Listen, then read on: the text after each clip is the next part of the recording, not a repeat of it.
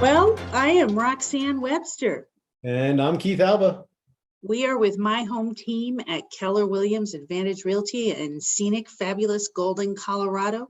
And you have joined us for yet another exciting episode of The Honest Hour. That's right. We're back at it once again. We are back at it in our largely spin-free environment. I'm working on my head swat that the dancers do. Whoa, I just got dizzy. Woohoo. Careful, don't hurt yourself. Don't hurt myself. Well, as we put a wrap on 2021, I guess the big story continues to be inventory, and what that's doing to housing prices. Yeah, or better stated, no inventory, no inventory, no inventory. That's and right. what that's doing. Yeah, we continue to see just nothing coming out on the market. And not quite to year end yet. So all we have is the stats through November. And just real quick, again, these are brought to us by our friends over at First American and Megan Aller. She pulls the data from RE Colorado, which is the MLS in the Denver metro area, and she separates it, which is what I kind of like, right? She only deals with the 7 metro counties that are there. Within RE Colorado, agents from all over the state have the ability to enter listings into that. But what happens in Fort Collins or Durango or something along those lines isn't necessarily going to be, right? Yeah, representative of what we're seeing here in the Denver metro area. So you may see some different numbers, some different stats that are out there, likely because that may be using all of RE Colorado's information versus just those 7 metro counties. But so the big one that jumped off of the page on the summary page for me, Rox, when I first looked at it, is like we started this: no inventory, no inventory, no inventory. In the end of November, there was 1,510 active units that were on the market for detached single-family houses. That's down almost 24% from October. And for the full year, and comparing year over year, we're down 11%, again, in the detached. So we've been talking about this low inventory, no inventory, and we're just continuing to see that get less and less. There are a few other interesting pieces of data in here. Our closed number is only down 2.8%, which is month over month. And that closed inventory is actually up 0.2%. Some of this could be seasonal, right?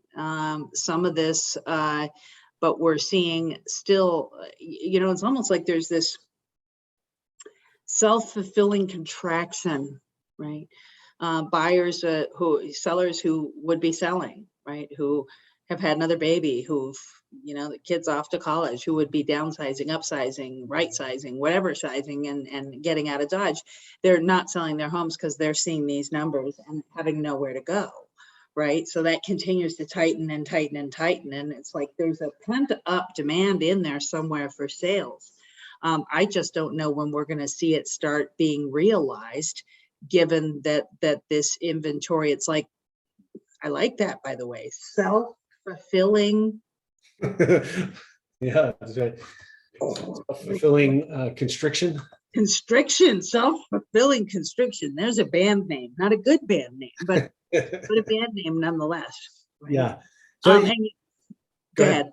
Oh, I was just going to say, you're absolutely right. I mean, a lot of the conversations, or some of the conversations I should say, that we have with our database and clients is that's one of the big fears, right? Is where are we going to go? What are we going to do? Now, because of that, there's been some new products that have come in the market, I think, that are pretty neat and nichey, where, you can basically go out and buy. You've got a contract on your house already. You know what they're going to pay it for, but then you have an opportunity to sell it for higher or more money within, I think, 6 months time frame after closing on that new property. So there's some creativity that comes out of situations like this. So if you are one of those people that are saying, I'm not going to sell because I have nowhere to go, know that we have some solutions that can help you with that, and can do it. And One of the other things I thought was really interesting in this thing, Rox, is the percent of closed transaction with reduced prices. So in the month of November, 21% of the properties that actually closed experienced at least one price reduction during their marketing time frame, right?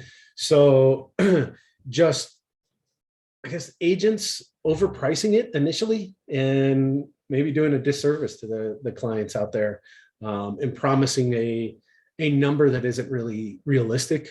And then you have to come back later on and make that price reduction, which is a giant red flag to the buyers that are out there that says, hey, here's an opportunity, come negotiate with me.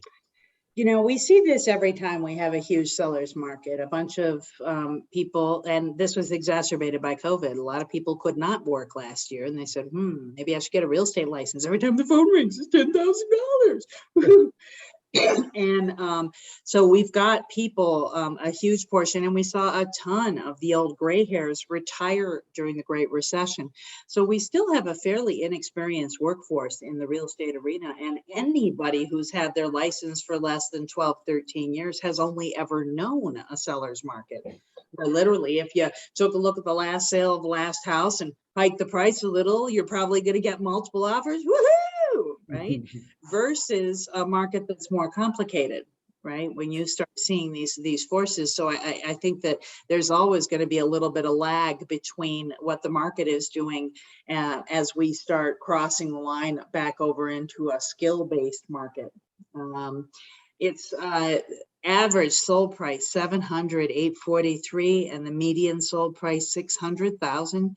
These just keep going up and up and up. That represents a year-over-year increase of, 16 to 19% between the average and the median.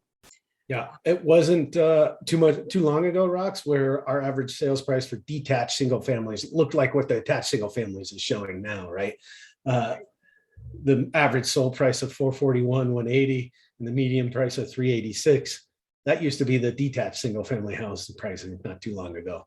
But because of this just self-fulfilling constriction that's going on out there, you're just seeing these prices climb and climb and climb. And it's inevitable that we're going to see the interest rates follow suit on that. Well, the other interesting data on here is the average days on market. Right. We're seeing that number is up 7.7% to 14 days on market. Newsflash, gang, a balanced market has 6 months of inventory, right? With average days on the market sitting, it can be measured in terms of months, not days like this. So yes, an increase to 14 days on market. So it's going to take you 2 weekends potentially to sell rather than 1 weekend. This is not yet evidence of the sky falling, right? And if you look at year over year, we do have seasonal influences. The days on market are actually down over this time last year. So I don't think this is the big one yet. And then we see the flash sales. So those are properties that go under contract in 7 days or less. Those are down, but just a skosh. Right? No, they're down. Oh yeah, down just under 1%. So 63% of the properties that went out there were under contract in 7 days or less. But if you're not one of those, you're probably going to end up in this price reduction. In that price reduction category. That's right exactly. There. Or you're going to be accepting something for less than what you're asking for the property. So the trick is always price it properly, price it to sell now. There are a lot of people who have the misconception that you should price the property high and then somebody will make an offer. That is exactly opposite to our experience.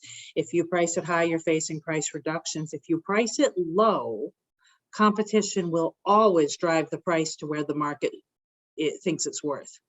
Yeah, absolutely. Especially in this feeding frenzy of a market that's out there, right? The more offers that you can attract as a seller, the more negotiating leverage that you have, right? And you can absolutely start playing one buyer off of another or multiple buyers off of each other and just push that price up.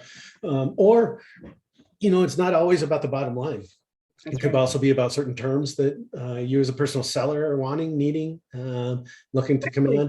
To find a replacement property. I'll tell you, there's plenty of buyers out there who say, sure, we'll give you a 60-day close and you can stay there another 2 months rent free. Just sell us your house. That gives somebody 4 months to secure their replacements. There's creative ways to get around this inventory problem. We'd love to have a conversation with you about it. Absolutely. But that's kind of where we're at now. I guess we'll do our next market update will be a year in review. A year in review. Woohoo! All right, gang. Thank you.